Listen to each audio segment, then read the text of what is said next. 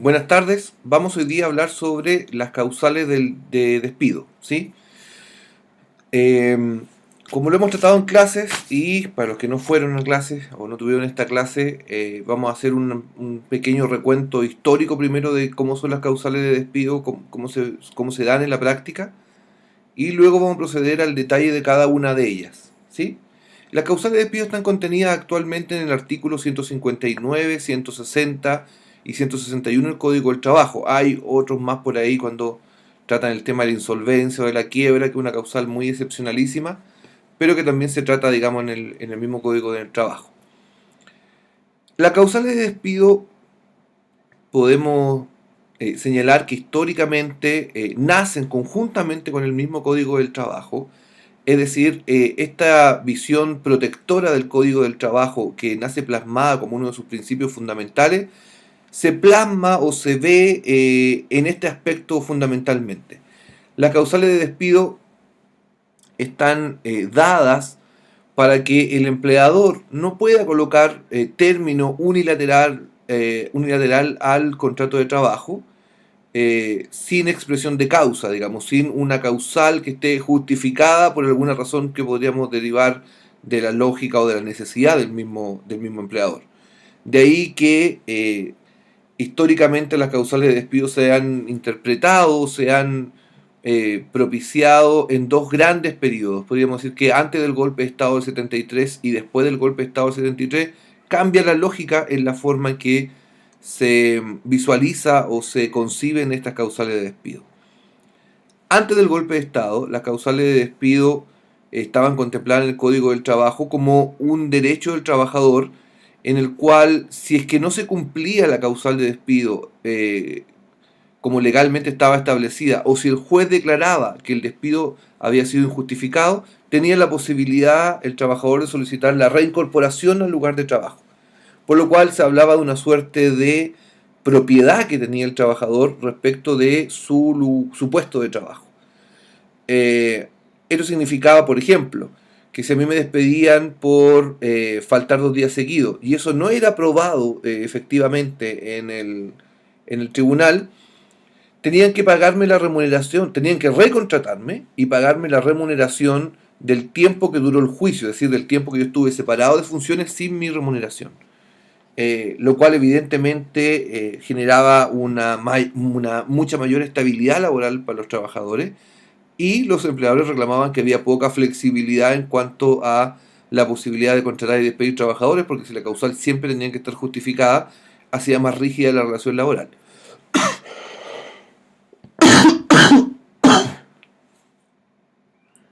Las causales del artículo 159 del Código del Trabajo hablan sobre aquellas causales o hechos o circunstancias que poco tienen que ver con la voluntad de las partes o que están ambos de acuerdo.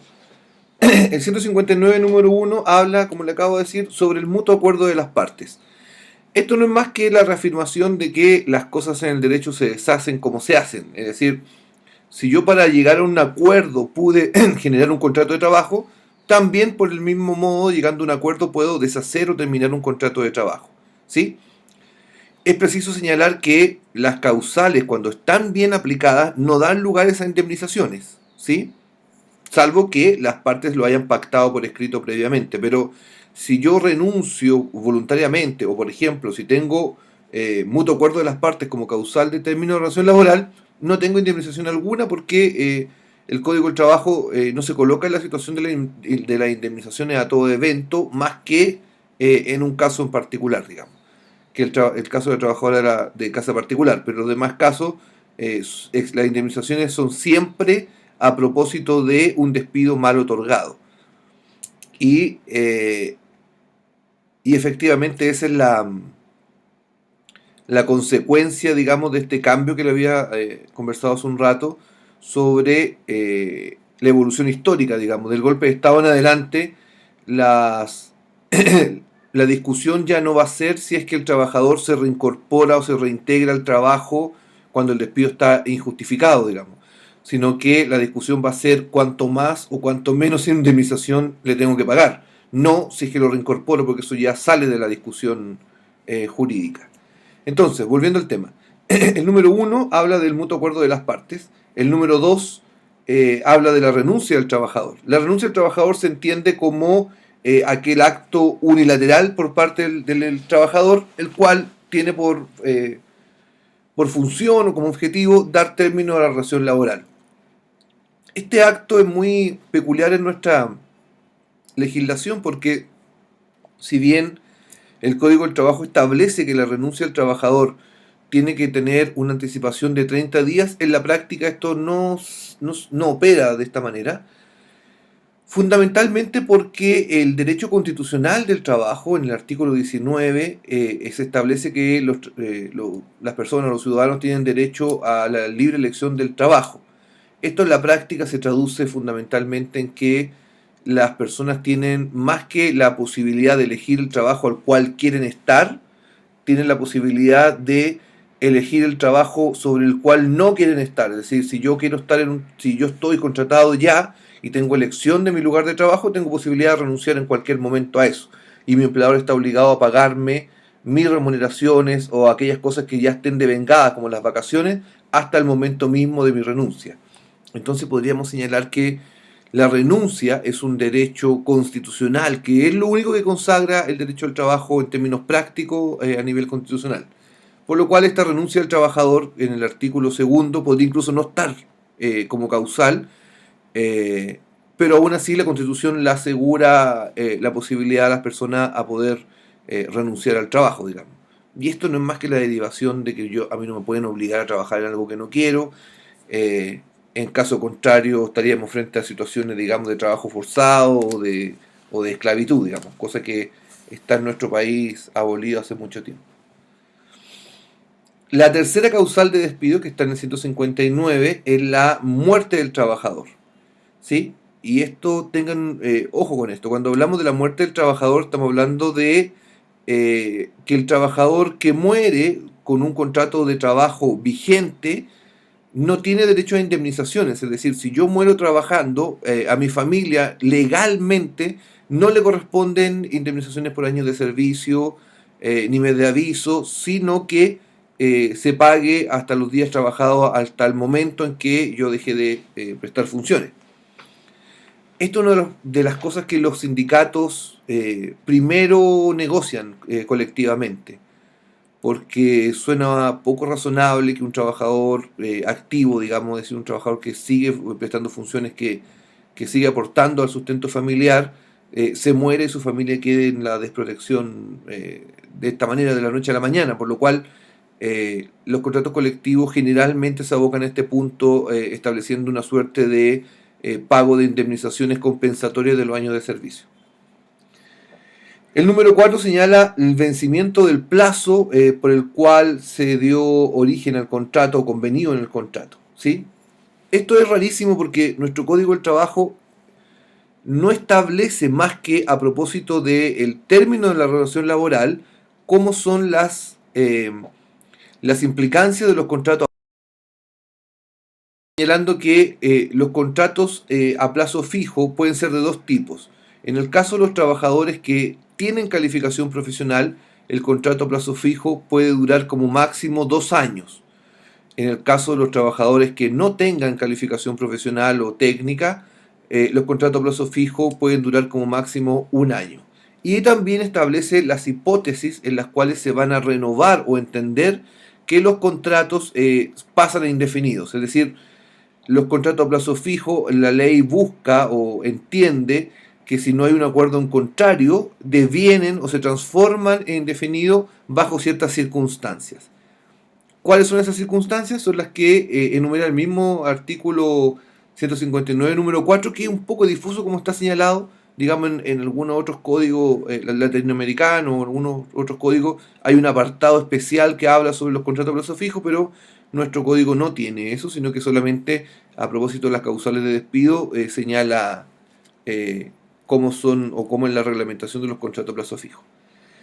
La primera hipótesis en la cual un contrato a plazo fijo deviene en indefinido es aquella en que el contrato a plazo fijo termina y el empleador con conocimiento acepta o está enterado que el trabajador sigue prestando funciones. Es decir, yo soy un trabajador que estoy contratado a plazo fijo hasta el 31 de diciembre de un año. Perfecto, se acaba mi contrato a plazo fijo el 31 de diciembre, el 1 de enero es feriado, el 2 de enero me presento a mi lugar de trabajo, saludo a todo el mundo como un día normal y mi empleador me manda a hacer algunas funciones como el día anterior al término de mi contrato de trabajo. ¿Qué es lo que dice el código respecto a eso? Que en ese caso se entiende que el contrato de trabajo se ha transformado en indefinido. ¿Por qué? Porque se siguió prestando funciones a pesar de que el contrato hubiese terminado en virtud del plazo. Y como no se ha pactado un nuevo contrato a plazo o un contrato indefinido, la ley entiende que las partes quieren hacerlo indefinido. ¿Cuál es la forma de solucionar esto? Dos posibilidades. Que el empleador antes del día 2 de enero, es decir, el 31 de diciembre o el 30 de diciembre, renueve el contrato por otro contrato a plazo, o que el mismo día 2, antes de comenzar las funciones, se renueve el contrato a plazo fijo o efectivamente no deje ingresar al trabajador al lugar de trabajo para dar por terminado el contrato.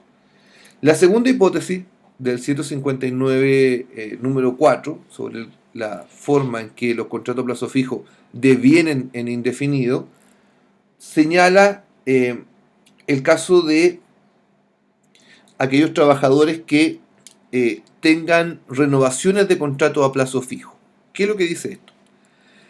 Generalmente ocurre que a los trabajadores se les contrata por plazo fijo durante un periodo de tiempo. Un periodo de tiempo que le llaman generalmente a la empresa que es un periodo de prueba, en el cual se están viendo las partes cómo funciona el contrato de trabajo y si es que se amolda a las circunstancias del trabajo.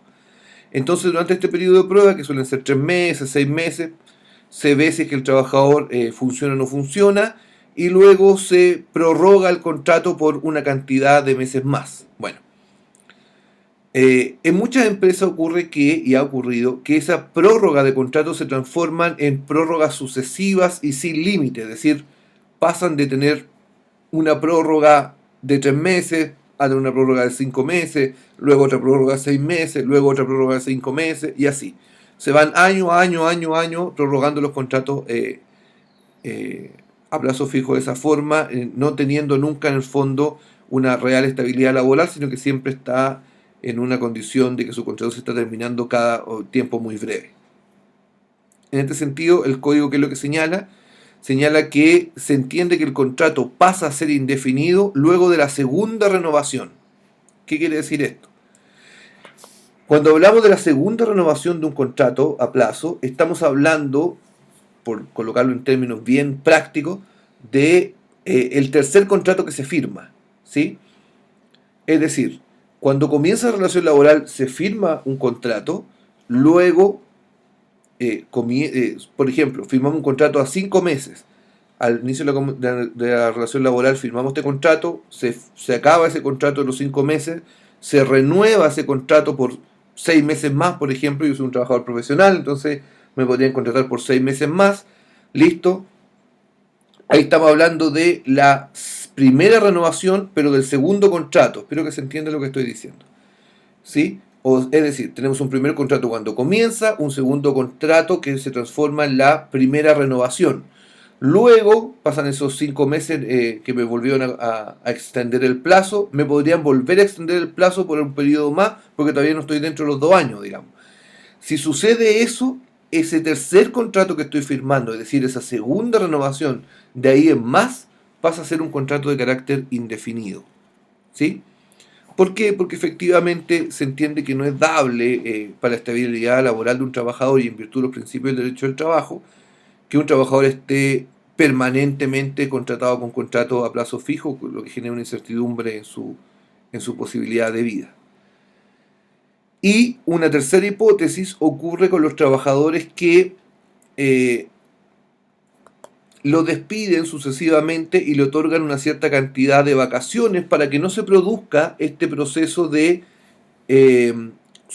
contratos sucesivos. Es decir, hay ciertos empleadores, digamos, ciertos trabajadores que los contratan con contrato a plazo fijo, por ejemplo, por 2 meses, los dejan una semana sin trabajar, una semana fuera de la faena, los vuelven a contratar 5 meses más, los dejan 2 semanas dentro de la faena, los vuelven a contratar un tiempo más. ¿Para qué se realiza eso? Para que no se produzca esto de que los contratos son sucesivos, que se van renovando uno al lado del otro, digamos. Entonces, ¿qué es lo que dice la ley? Dice lo siguiente, que también se entiende, y esta tercera hipótesis, que también se entiende que hay renovación a un contrato de carácter indefinido si es que en un periodo de 15 meses, si yo tomo el calendario y en 15 meses yo he trabajado 12 meses en virtud de 2 o más contratos de carácter de plazo fijo, se entiende que mi contrato también es indefinido al último contrato. Es decir, supongamos, yo trabajé 3 meses con un contrato a plazo fijo, tuve 2 semanas afuera, luego trabajé 3 meses más, tuve 5 días afuera, después trabajé un mes más, tuve una semana afuera, después trabajé así. Si en ese periodo yo tomo el calendario y digo, mire, mi último contrato que está vigente, si cuento 15 meses para atrás, he trabajado 12, ¿sí? En virtud de 2 más contratos, ese último contrato en el cual yo estoy prestando servicio es de carácter indefinido. ¿Sí? Es un poco compleja esta fórmula y además que es más complejo probarlo porque muchas veces los trabajadores se van cambiando de lugares de trabajo, son contratados por distintas razones sociales, digamos. Yo nunca en la práctica he visto que se opera mucho esta fórmula eh, de, de devenir de los contratos de plazo fijo en indefinido. Sí, las otras dos, digamos.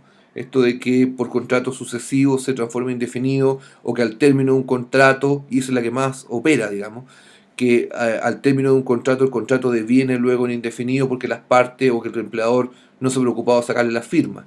Y ahí hay una trampa que hacen muchos empleadores en la cual le hacen firmar a los trabajadores contratos posteriores con fechas anteriores. Es decir, por ejemplo, a mí mi contrato a plazo fijo terminaba el 31 de diciembre, como les decía. Yo entro a trabajar el 2 de enero. Si no he firmado un nuevo contrato, se entiende que ya tengo un contrato indefinido. Llega el 15, el 20, el 30 de enero y mi empleador me dice, mira, te vamos a pagar la remuneración de este mes, me tiene que firmar este contrato. Y el contrato dice, curiosamente, 2 de enero, que el contrato dura hasta el 28 de febrero, por ejemplo. Eso lo hacen mucho, ¿sí? Y hay varias formas de salvar esa posibilidad. Uno es negarse a firmar el contrato, que es la más violenta, digamos, porque si yo me niego a firmar el contrato, mi empleador me dice, bueno, quedas despedido, entonces te pago el mes y no te veo más. La otra posibilidad es que los trabajadores traten de generar alguna suerte de prueba sobre cuándo generaron o firmaron ese contrato. Recientemente en un juicio que tuvimos, el trabajador le recomendamos que al momento de firmar el contrato, en su pie de firma pusiera la fecha real, ¿sí? Entonces era un contrato que terminaba el 12 de junio, ya lo hicieron firmar el 12 de septiembre, ese contrato con fecha 12 de junio. Entonces le sugerimos que colocara al pie de firma la fecha real de la firma de él, que era el 12 de septiembre. Luego cuando intentaron el despido, cuando el empleador procedió a hacer el despido al término de ese contrato, alegamos que era un despido injustificado en virtud del término del plazo, porque el contrato ya era indefinido y el juez lo aceptó así, digamos, porque entendía que no es común de que ocurra esto, digamos, o de que es una buena prueba que en el pie de firma aparezca una fecha, digamos, que es una fecha distinta a la que las partes declaran. El número 5 señala el número 5, el 159, número 5, como quinta causal, señala la conclusión del trabajo o servicio que dio origen al contrato. ¿De qué estamos hablando aquí? Estamos hablando de los contratos por obra o faena. Yo le acabo de leer lo que dice efectivamente el código, no dice nada más. Al contrario de los contratos a plazo fijo, el código con los contratos por obra y faena no hizo nada más que lo que acabo de decir. No lo reglamentó, no señaló cuánto era o cuánto no podía ser un contrato por obra o faena, por lo cual la lógica de los contratos por obra o faena queda entregada absolutamente al arbitrio, digamos, del empleador bajo esta lógica estrictamente legal.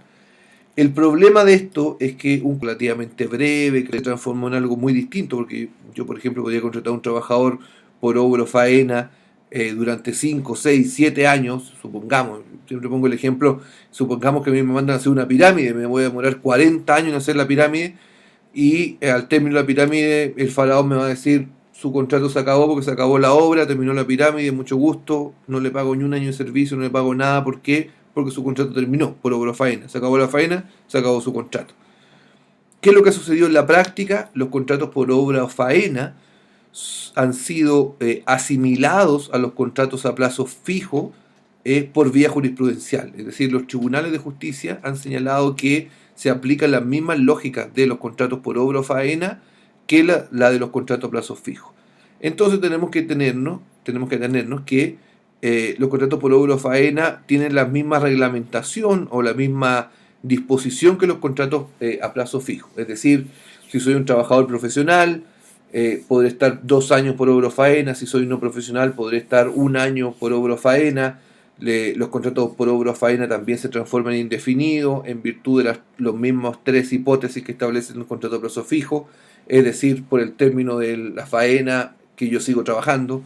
También podría ocurrir que hay contratos por obra o faena sucesivos, o que en los 15 meses haya trabajado 12 por los contratos por sucesivos, contratos por obra o faena, digamos, por contratos de faena conectados. Eh, los contratos por obra o faena son utilizados muchísimo en el término de la construcción, y cada vez van acotando más las faenas, digamos, van acotando más el término de duración de las faenas y para qué son contratados los trabajadores, digamos. Entonces sí tenemos trabajadores que son contratados solo para obra gruesa, otros solo por carpintería por pisos, por ejemplo, si estamos hablando de un edificio, o trabajadores que son solo para las terminaciones de tal o cual piso o departamento en particular, digamos, si estamos hablando de un edificio o una casa. Y por último, el 159 número 6 habla del caso fortuito o fuerza mayor. Debemos entender el caso fortuito o fuerza mayor como aquellos imprevistos, ya sean de la naturaleza o del hombre, que son imposibles de resistir, digamos. Tienen estas dos lógicas, ¿sí? Por una parte, son situaciones que son imprevistas para los trabajadores, o sea, para el empleador, y por otra parte, no se puede resistir, no tiene posibilidad de oponerse, ya sea jurídicamente o físicamente, a esas circunstancias.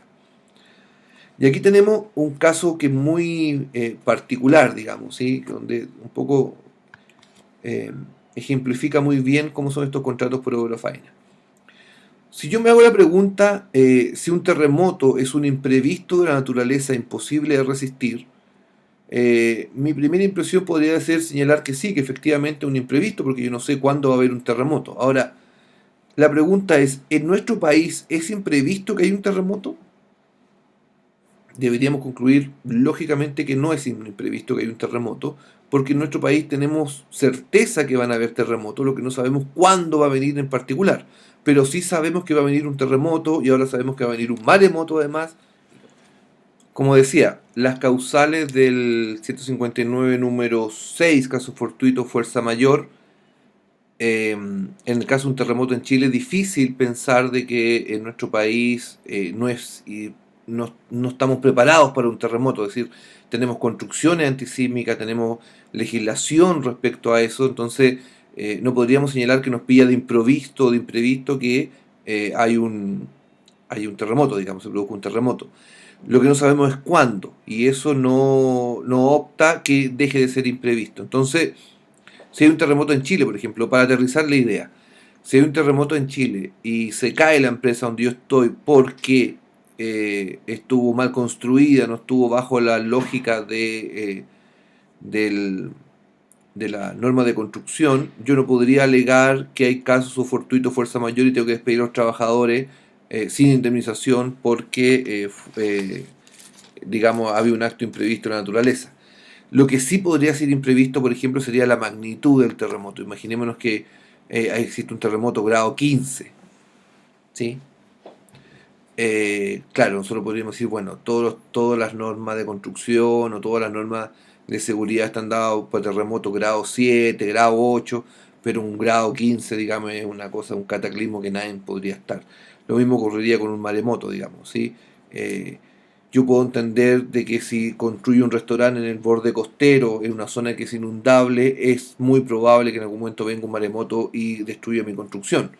No puedo despedir a los trabajadores por caso fortuito fuerza mayor diciendo que no sabía cuándo iba a venir el maremoto. porque está en una zona inundable de la ciudad. Pero sí, por ejemplo, si viene un maremoto a Santiago, es un ejemplo un poco extremo, pero si viene un maremoto a Santiago, yo puedo decir es imprevisto porque ni siquiera hay mar, imagínense el tamaño de la ola para que llegue acá. Y ahí daría lo mismo la relación laboral y todo esto del derecho que estamos hablando, porque no habría mucho que reclamar ni dónde reclamar. Eh, Eso por parte del caso fortuito. O sea, cuando hablamos de caso fortuito estamos hablando fundamentalmente de actos de la naturaleza. Cuando hablamos de fuerza mayor, estamos hablando de actos de la autoridad. Es decir, estamos hablando, por ejemplo, de los cambios de legislación que se provocan o de los cambios de las situaciones de ciertos negocios que en un momento son legales y pasan a ser ilegales o que son controlados de una u otra manera. Hay un ejemplo muy claro respecto de esto que sucede, por ejemplo, con el tema de las botillerías. Generalmente cuando cambian los alcaldes en las comunas, digamos, lo primero que hacen como una medida de lavar la conciencia, en algunos casos, digamos, pasa mucho que el hijo del alcalde choca y como choca el hijo del alcalde, las botillerías la empiezan a cerrar más temprano. O sea, en el fondo el problema no es del hijo del alcalde, sino el problema es que venden alcohol hasta muy tarde. Es una lógica bastante extraña, pero que se aplica mucho en nuestro país.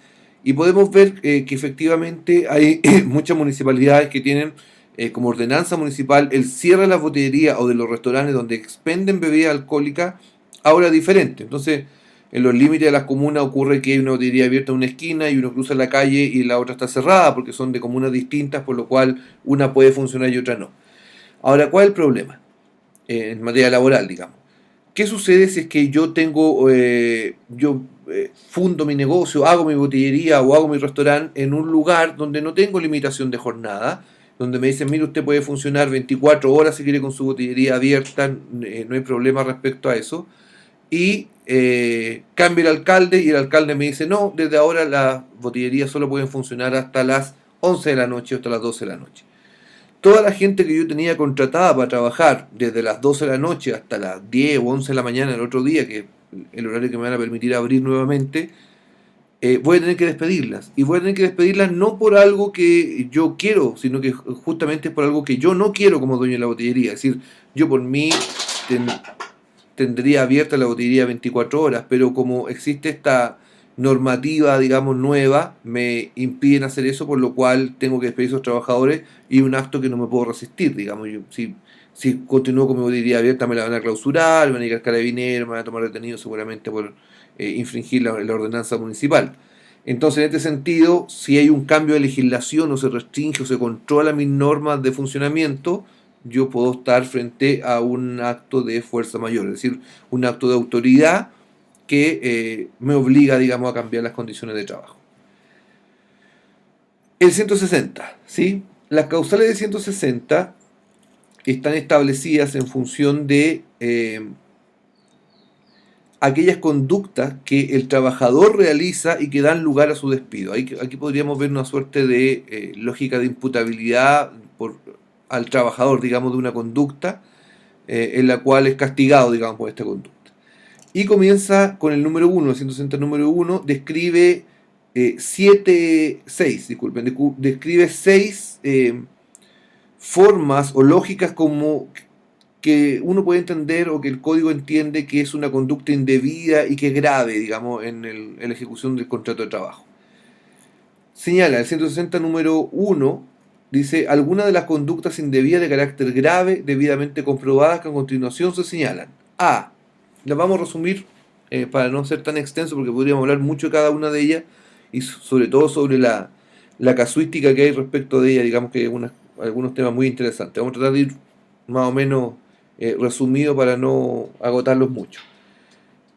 La número 1, la letra A, es falta de probidad del trabajador en el desempeño de sus funciones. Cuando hablamos de falta de probidad, tenemos que entender la falta de probidad como la falta de honradez de una persona en el desempeño de sus funciones, ¿sí? Puede ser que no sea necesariamente mentir o sea, no necesariamente sea robar, pero sí pueden ser delitos, pueden ser conductas que riñan con estas situaciones, digamos. Hay mucho de la cultura laboral de los trabajadores en Chile que tienden a llevarse cosas de los lugares de trabajo a sus casas, como entienden que es prácticamente parte de su contrato de trabajo y que en muchos casos problemas más o menos serios a la empresa en cuanto al abastecimiento de ciertos materiales, digamos. Entonces, en este sentido, puede que las cosas que se estén llevando, por no decir hurtando, robando, porque muchas veces no existe esa lógica o esa intencionalidad detrás del robo, digamos, son cosas de poca monta. O sea, uno puede entrar a muchos lugares de trabajo donde los trabajadores se llevan el confort, se llevan eh, las bolsas de té, se llevan cosas así que no tienen mucho valor, digamos, cada uno de ellos, pero que sumado para el empleador sí terminan generando un problema y que son robos como hormiga o hurtos como muy pequeños, digamos. Entonces, no tiene que ver con la graduación de lo que yo me estoy hurtando, robando, faltando la probidad, sino que tiene que ver con la intencionalidad de sancionar, que no son conductas que no se pueden amparar. Eso en cuanto a la falta de probidad. Conductas de acoso sexual. En nuestro país el acoso sexual eh, está delimitado, ¿sí? Más que legalmente, porque aquí no hay mucha generación de acoso sexual, digamos, de teoría en el mismo código, sino que va por más lado de la jurisprudencia y por el lado de la doctrina. El acoso sexual en nuestro país podemos decir que es un acoso de carácter vertical fundamentalmente. O sea, lo que se castiga es la relación o el abuso de poder con insinuación o características sexuales desde una jefatura hacia un subalterno, fundamentalmente, ¿sí? O entre compañeros de trabajo. El acoso sexual no se configura como causal cuando es al revés, cuando quien acosa sexualmente es un trabajador a su jefatura, ¿sí?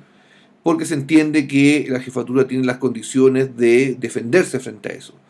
En el derecho laboral existe algo que se conoce como el temor reverencial, que es eh, esta actitud que tienen los trabajadores hacia sus jefaturas de no enojarlos o de no eh, entrar en conflicto con ellos por las repercusiones negativas que puede tener para mí, digamos. Supongamos que a mi jefe le gusta toda la mañana llegar y, y saludar a todo el mundo, por ejemplo, y hacer una reunión a las 9 de la mañana. Yo me puedo dar cuenta de que la reunión a las 9 de la mañana no funciona porque está todo el mundo distraído, porque está todo el mundo en otra, hay algún proceso productivo que no se ve bien. Y aunque todos sepamos que a las 9 no funciona, nadie le dice al jefe que es mala idea eso por el temor reverencial, porque no va a hacer cosa que si yo se lo digo, se va a enojar conmigo mi jefe, por lo cual me va a tomar mal o va a tomar algún tipo de represalia en contra mía. ¿Sí?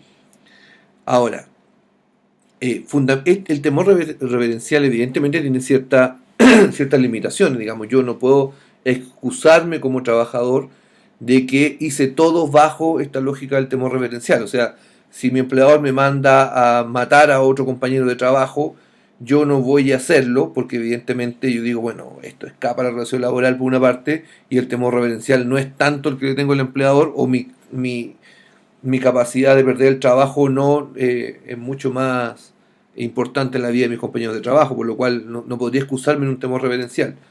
Pero sí tal vez podría excusarme en un temor reverencial en otro tipo de conductas que son un poco más sutiles, digamos.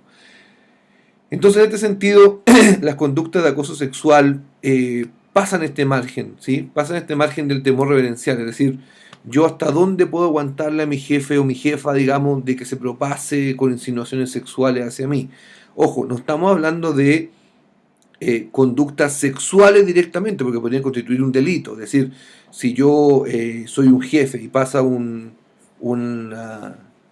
una de mis trabajadoras, digamos, la cual yo soy su jefatura y tengo algún tipo de tocaciones, no sé, le tomo el trasero, algo así, digamos, eso ya raya en las conductas delictivas como abuso deshonesto u otras cosas, digamos. Escapamos del acoso sexual. Cuando hablamos de acoso sexual estamos hablando de conductas que normalmente no constituirían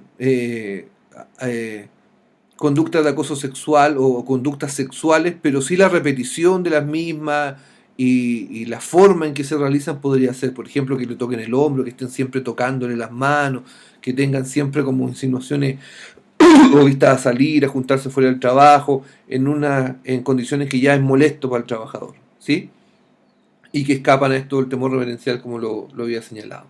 Esas conductas hoy día están recogidas por reglamentación de la Inspección del Trabajo en los propios reglamentos internos de la empresa y las empresas deben tener procedimientos para llevar a cabo esta denuncia contra el acoso sexual. La letra C del 160 número 1 habla de vías de hecho ejecutadas por el trabajador en contra del empleador o de cualquier trabajador que se desempeñe en la misma empresa. Cuando hablamos de vías de hecho estamos hablando de golpes, de discusiones, de agresiones físicas, digamos. Eso se refiere con vías de hecho. Entonces, eh, aquí estamos hablando de el despido de un trabajador producto de una riña, pelea, en características de física, digamos, con otro trabajador. Lo que evidentemente es muy obvio que tiene que ser despedido un trabajador que llegue a esa instancia. La letra D habla de las injurias proferidas por el trabajador al empleador. Cuando hablamos de injurias estamos hablando de acciones que tiendan a la deshonra del trabajador al empleador, ¿sí? Eh, Generalmente se asocian las injurias con las calumnias. Las calumnias guardan relación con imputarle un delito a otro. La injuria es más amplia que la calumnia, porque yo podría decir, por ejemplo, decirle a mi empleador que es un maricón, por decirlo de una forma, lo que no es un delito, pero sí, en el contexto en que lo señalo, es un descrédito a su honra, digamos, ¿sí?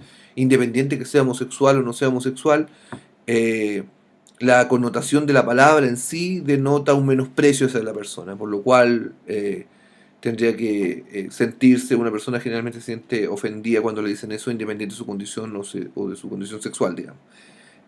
Así hay una serie de insultos que se pueden proferir el trabajador o el empleador en cuanto a esto y que están evidentemente reñidos con la ley. La letra E habla de la conducta inmoral del trabajador que afecte a la empresa donde se desempeña. Cuando hablamos de conducta moral o inmoral, aquí se nos abre un signo de interrogación muy amplio porque estamos metiéndonos en una materia que es difícil de tomar, digamos, que tiene que ver con esto de la moralidad. La moralidad eh, tendríamos que ceñirnos, digamos, para no darnos la vuelta tan larga y toda la discusión de qué es lo que es la moralidad, tendríamos que ceñirnos lo que trata de decir el Código del Trabajo como descarte de las otras conductas, ¿sí? Generalmente cuando hablamos de la moralidad aquí estamos hablando de temas de eh, connotación de vulgaridad, por ejemplo, de malas costumbres, de situaciones de exhibicionismo, que no son acoso sexual porque no tienen una persona determinada, pero que sí guardan un malestar general, digamos. Por ejemplo, en la exhibición de un trabajador, esto pasa mucho en la construcción generalmente que los trabajadores por las condiciones de seguridad es muy complicado para ellos ir a los baños. Si yo estoy, por ejemplo, en un piso número 15, amarrado a una línea de vida, digamos, de seguridad, con un arnés y tengo ganas de orinar, claro, lo que debería hacer es desamarrarme, bajar hasta el baño más próximo, hacer mis necesidades y volver a la línea, volver a amarrarme y volver a las condiciones de seguridad que tenía. Eh, Mucho más fácil es no hacer nada de eso, sino que orinar donde estoy, digamos. Eso ocurre mucho. Y si soy sorprendido en conducta así, claro, no encaja dentro de las otras conductas que están en el código como penalizada o como puesta, digamos, aquí cabe esta conducta, digamos, como falta la moral. En realidad, más que falta la moral, es como falta las buenas costumbres o las condiciones de salubridad, ¿sí? Lo mismo pasa con los casos de las personas que se exhiben, digamos, que son exhibicionistas en sus lugares de trabajo, que andan, digamos, en actitudes, digamos, no propias, de aquellas personas que son contratadas para eso, digamos. O sea, yo no podría despedir a un trabajador por ser exhibicionista si lo contraté para ser exhibicionista, digamos. O sea, si yo contrato a un trabajador o una trabajadora para que sea un stripper, digamos, un desnudista, no podría después despedirlo por falta de la moral porque se desnudó, ¿sí? El entendido que esto escapa a las condiciones de trabajo y escapa a lo que a lo que se ha pactado por las partes. Y la letra F del número 160 habla de las conductas de acoso laboral. Cuando hablamos de las conductas de acoso laboral, estamos hablando fundamentalmente de eh, conductas que buscan o pretenden menoscabar a la persona de un trabajador, no necesariamente para provocar su renuncia, sino que muchas veces para eh, lisa y llanamente generar malestar en contra de un trabajador. Y estas conductas de acoso laboral, a diferencia de la conducta de acoso sexual, pueden ser verticales, horizontales, incluso pueden ser ascendentes y descendentes. Es decir, yo puedo acosar laboralmente a mi jefatura me puede acosar laboralmente a mí, yo puedo acosar laboralmente a compañeros de trabajo, digamos.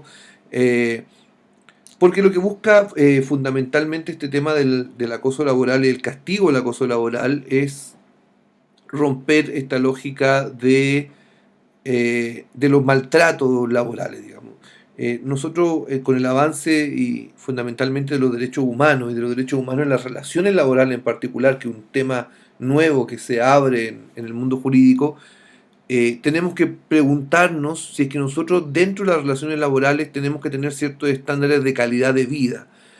Si nos damos cuenta de la cantidad de horas que estamos al día en la relación laboral, tendríamos que concluir de que es fundamental o que es muy recomendable de que nosotros como trabajadores tengamos un cierto nivel o un estándar adecuado de desarrollo dentro de esas conductas laborales, digamos, dentro de ese contexto laboral.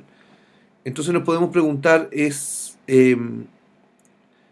obligatorio o es procurable por parte del empleador provocar un cierto estándar, tener un cierto estándar de calidad de las condiciones de vida de un trabajador dentro de una empresa? Eh, y efectivamente tenemos que concluir de que mínimamente un trabajador tiene que estar no acosado. ¿Sí? No sé si me estoy explicando. Eh, Tendríamos que concluir que lo que debería procurar una empresa o un lugar de trabajo es que las personas estén en un lugar lo más agradable y contenido posible en términos de la seguridad que les brinda, del desarrollo personal y profesional, de las condiciones de salubridad, y como mínimamente tendríamos que decir que tendríamos que asegurarle que no va a ser acosado o hostigado en su lugar de trabajo. ¿Sí? Entonces estas conductas de acoso laboral buscan justamente sancionar a las personas que realizan hostigamientos en contra de otros, ya sea por diferentes motivos, digamos, no necesariamente, como les decía, guardan relación con tratar de provocar el despido o la renuncia del trabajador.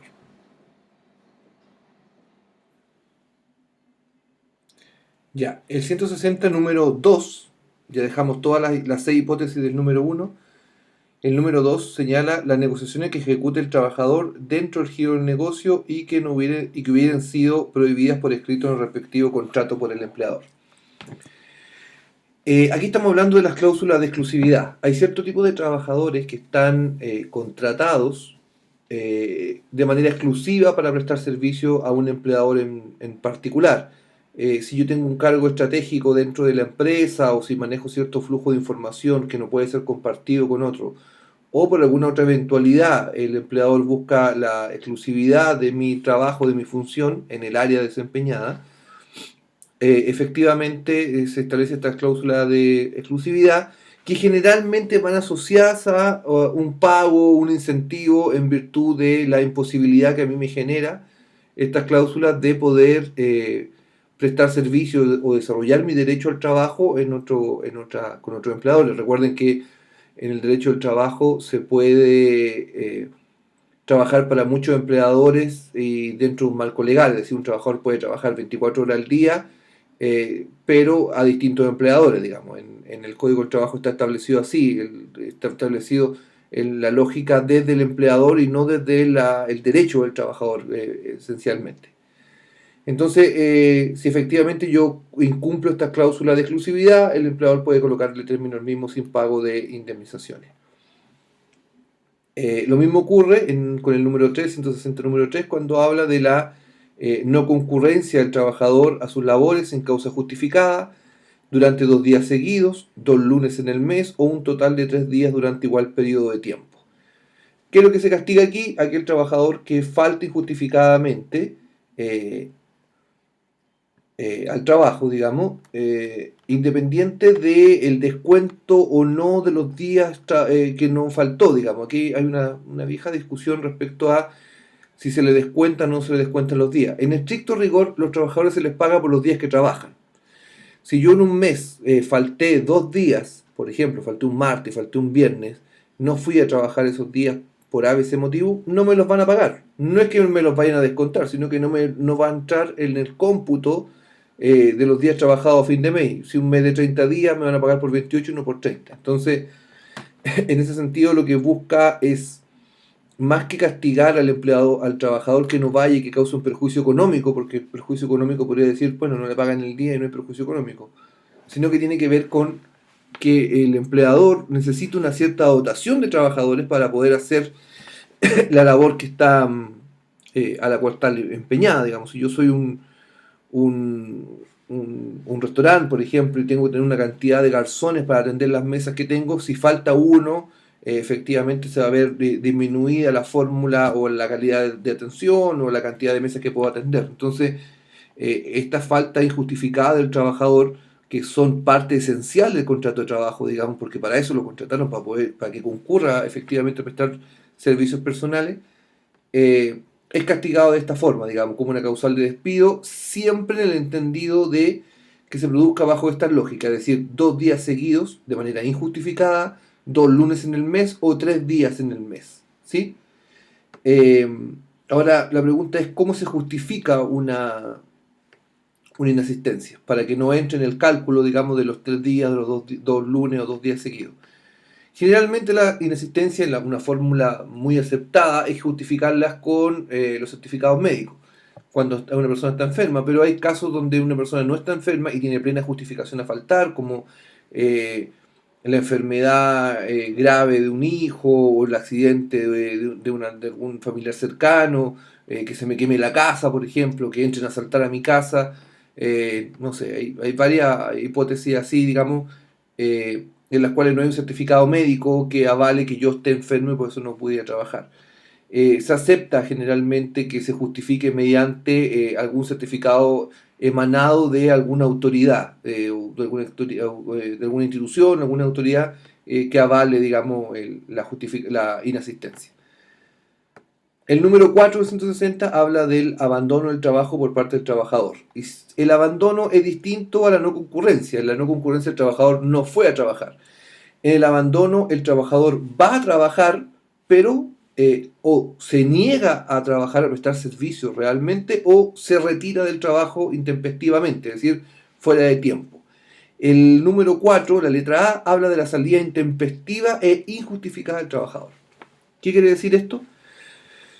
Hay trabajadores que efectivamente cumplen una jornada de trabajo y a la salida de la jornada de trabajo se retiran a su casa, digamos, se retiran del trabajo. Y esa es la salida que tienen todos los días, que es una salida dentro del tiempo acordado y además es justificada porque se acabó su jornada.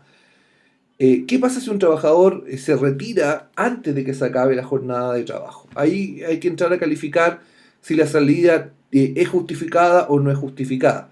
La justificación va a estar dada por las mismas consideraciones del artículo anterior, es decir, es justificado que yo me retire de mi trabajo intempestivamente antes del tiempo si me avisan, no sé, por ejemplo, que mi hijo se accidentó, si me avisan que hay un familiar grave, si me avisan que mi casa está siendo asaltada, se está quemando, por ejemplo. La lógica indicaría de que sí, de que efectivamente yo tengo la posibilidad de retirarme de mi lugar de trabajo bajo esa premisa, digamos, bajo esos hechos. Y no estaríamos frente a una salida intempestiva, digamos, estaríamos frente a una salida intempestiva, pero justificada. Lo intempestivo, fuera del tiempo, tiene mucho que ver con lo injustificado en esta lógica, digamos. Y la justificación tiene que ver con lo que una persona normal haría frente a una situación corriente o cotidiana. O sea, si se pone a temblar y yo estoy dentro de la empresa, es lógico, es dable pensar que voy a hacer retiro del lugar de trabajo y voy a salir. No me van a despedir porque se puso a temblar y salí de mi lugar de trabajo, digamos, ¿sí? Eso por una parte. Y la segunda hipótesis, la letra B del número 4 habla de la negativa a trabajar sin causa justificada en las faenas convenidas en el contrato. Esto es uno de los puntos más controvertidos del movimiento sindical, porque aquí lo que se castiga es el trabajador que va a trabajar, está en el lugar de trabajo y se niega a trabajar, se niega a prestar servicios voluntariamente, de salir una persona que está haciendo un paro de actividades o está haciendo una medida de fuerza, una paralización generalmente con índole sindical, digamos. No estamos hablando aquí del tipo que saca la vuelta, estamos hablando de la negativa a trabajar, digamos, ¿sí?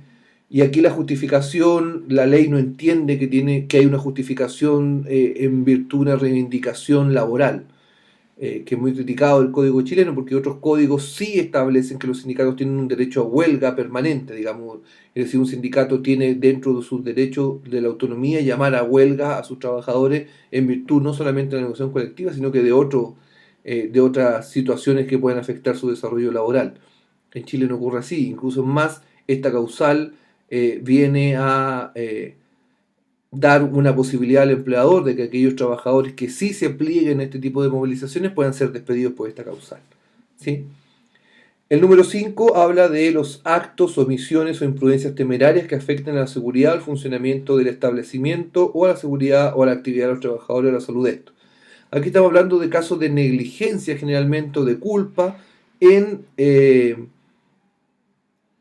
las medidas de seguridad que tiene la empresa que los trabajadores no cumplan. Este es el caso del trabajador que se niega, por ejemplo, a ocupar los instrumentos de seguridad, eh, los artículos de seguridad que son proporcionados por el empleador. Entonces el empleador generalmente dice, bueno, yo proporciono los artículos de seguridad, el trabajador no los quiere usar, evade el usar los artículos de seguridad y luego viene la inspección del trabajo y me multa a mí porque los trabajadores no están usando los artículos de seguridad. Bueno, si efectivamente ocurre eso, el empleador tiene la posibilidad de despedirlo porque no está usando los artículos de seguridad, porque eso coloca en riesgo no tan solo al propio trabajador, sino que a los demás trabajadores de la empresa, porque puede ocurrir un accidente laboral que uno sabe la magnitud. Un trabajador que se cae, por ejemplo, de un tercer piso, puede caerse y solamente herirse él, pero en muchos casos ocurre que se cae y en la caída alcanza a 3, 4 trabajadores más y hiere a los demás porque él no usó los mecanismos de seguridad. Entonces, el no usar los instrumentos de seguridad de un trabajador, los artículos personales, también influye en el resto de la empresa. El número 6 habla del perjuicio material causado intencionalmente en las instalaciones, maquinarias, herramientas, útiles de trabajo, productos o mercancías. Cuando habla del perjuicio material se refiere a los actos de sabotaje, digamos, aquí hay una mala intención. Si ustedes ven el número anterior, el número 5, habla de los actos, imprudencias culposas, digamos, aquella persona que es negligente en usar su implemento de seguridad o que coloca en riesgo negligentemente. Aquí estamos hablando de actos maliciosos, actos que buscan causar el daño, ¿sí? Son actos dolosos. Estamos hablando de la hipótesis del sabotaje en la empresa, donde efectivamente lo que se busca es que aquellos trabajadores que intencionadamente provoquen daño en la empresa pueden ser despedidos por esta causal en particular. Y el número 7 del 160 habla de incumplimiento grave de las obligaciones del contrato. Esto se ha discutido mucho porque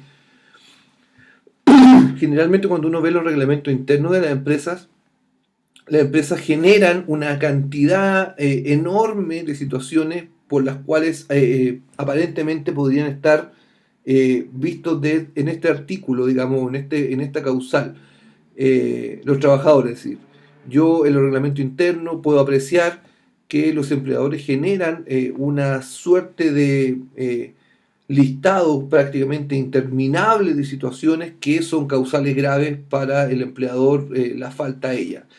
Y bajo esa lógica, si yo acepto eso como causal grave, debería entonces entender que el incumplimiento grave de la obligación del contrato también está asociado a este reglamento interno que impone una cantidad enorme de situaciones, digamos. Por ejemplo, no usar el uniforme en la empresa como es adecuado, una falta grave. Entonces me pueden despedir porque no usé la corbata como tenía que usarla, o no usé, no sé, el calcetín.